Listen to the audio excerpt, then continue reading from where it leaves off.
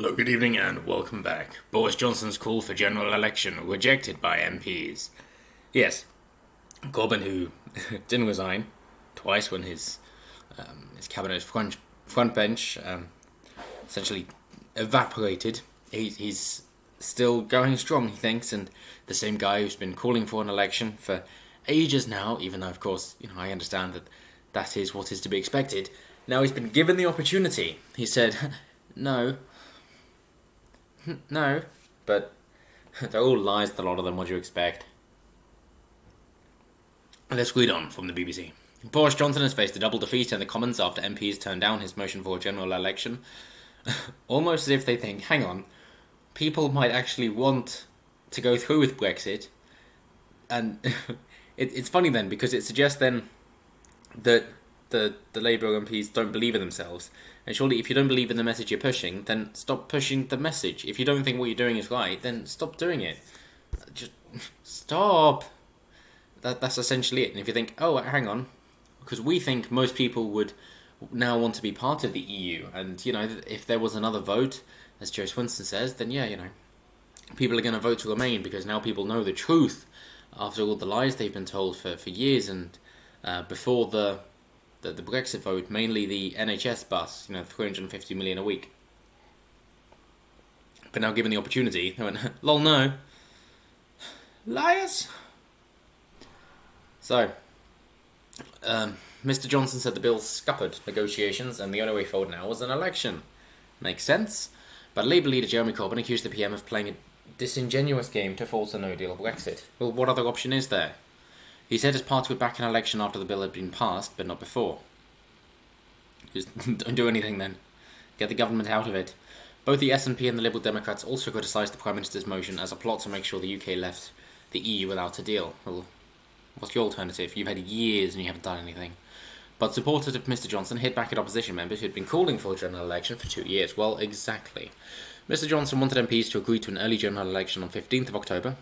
Delayed now because of the Jewish holiday of Sukkot. Even though they could have just sent a postal vote in, but they went, no, can't do anything work-related on the 14th.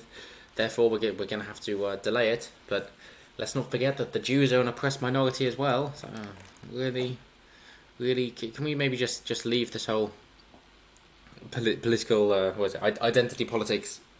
Can we just leave it all out and actually just get on with the individuals that they're here on the now? And just say, you can do whatever you want to do. We're not going to make you do anything. We're not going to stop you doing anything. Do whatever you want to do. Cool. But no, instead of that, it's like, oh, well, there's this oppressed minority, and now we've got to make it sensitive to everybody else. And that includes if it's to favour men. Sure, I'm not looking for anything to favour straight white men.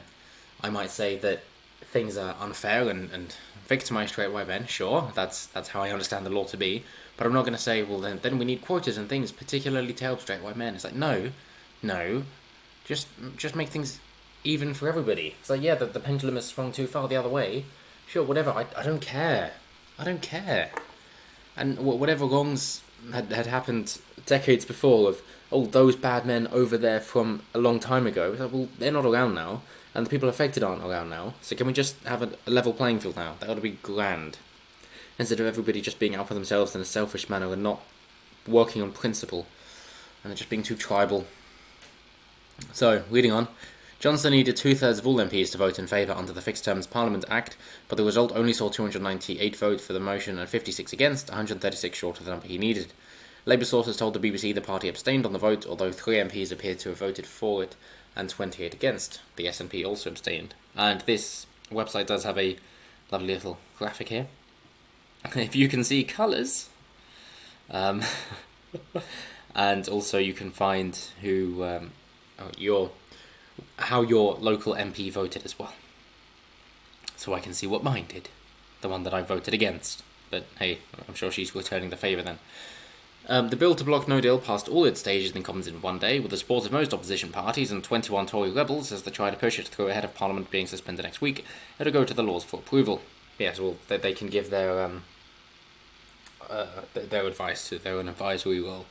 Peers are debating a business motion on how to move forward with the bill, but pro-Brexit peers have laid down over 100 amendments to derail its progress. Nothing gets done in government, does it? But I suppose that's the idea, to then stop dictatorships happening. So speaking after the vote, the PM attacked Corbyn, claiming he was the first leader of the opposition in the democratic history of our country to refuse the invitation to an election. Doesn't sound like an attack. He said he urged Mr Corbyn's colleagues to reflect on the unsustainability of this position overnight and in the course of the next few days. Yeah? Well, it is unsustainable. You've got to have one within 5 years anyway. The Labour leader said Johnson's offer of an election was a bit like an offer of an apple to Snow White from the Wicked Queen, offering the poison of a no deal. I don't think you want to go down that route, though, dude. Because what was that? I might be getting it mixed up between Snow White and Sleeping Beauty now. But I think it's Sleeping Beauty where, when born, that the family got rid of Maleficent and basically anything bad. And they said on her 18th birthday she would die, but the fairies were able to say no, she'd pass out until true love's first kiss and all that good stuff. But a similar story with Snow White, the idea being that you're in an unsustainable utopia and you don't understand the real world, and then you need that brush with malevolence in order to wake you up and get on going, and then come to your senses and actually be able to make a positive impact on the world. So, good. Stop being Snow White. Stop. I know you're really calling yourself a snowflake. How ridiculous. Or are you calling yourself Snow White as in you're purely white? Are you sure that's a good idea to go down with a race card? It's almost as if, with the lords you want, you can't say anything. Funny that, and I know the New York Times are having issue with this as well, being held to their own standards.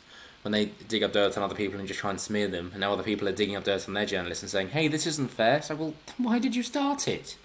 It's the same as the left trying to cause a civil war. It's like, don't start a fight with somebody you're going to lose. So obviously the right wingers are going to be more capable and care more for self-defense, because we know that malice exists in the world and we prepare for it. You don't.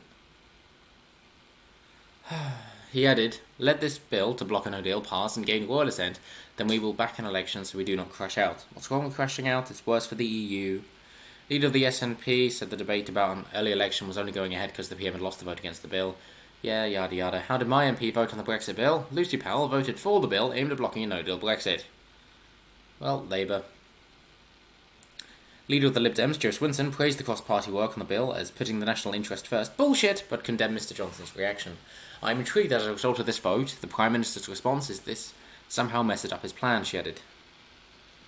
Not intrigued, are you? You're pleased.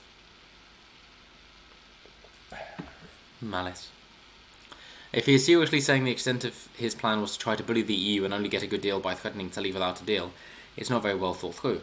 No, well, when you have saboteurs within your own country, I agree. Just leave, like Mike Stuckbury did when he went to Stuttgart. Just leave. If you don't like the country, leave. Why do you want to be leader of a country you don't like, that you're ideologically opposed to? Tory MP Nigel Evans criticised the opposition, telling the Commons they have been given an opportunity and they are running scared, not just from the Prime Minister, not just from a general election, but from the people of this country who in 2016 said they wanted to leave the EU. Yep, let's just read on to saying that the Tory MPs have left the party and been told to leave the party, withdrawn the whip, because they're going against the party's interests. So, meanwhile, the fallout from Number 10's decision to withdraw the party whip from 21 Tory rebels who backed the bill to block no deal has continued to face criticism from others in the party. Yeah, it's going to happen. High-profile figures, including two former chancellors and Sir Winston Churchill's grandson, I don't care about nepotism, were expelled from the parliamentary party on Tuesday night. Okay. Cool. Now a group of around 80 Conservatives have written to the Prime Minister, calling on him to reinstate the whip to the principled, hard-working and dedicated MPs. Well, you're not that principled if you're for the EU. In a statement on behalf of the One Nation Caucus, former Minister and Tory MP Damien Green, removing the whip from valued colleagues who have served their country and party with distinction damages our hope of winning the next general election. Well, let's do things on principle, and principle of smaller government and wanting a free country, and not just on whatever the straws they are that you're clutching to, saying that it damages our hope of winning the next general election. I really don't think so, anyway.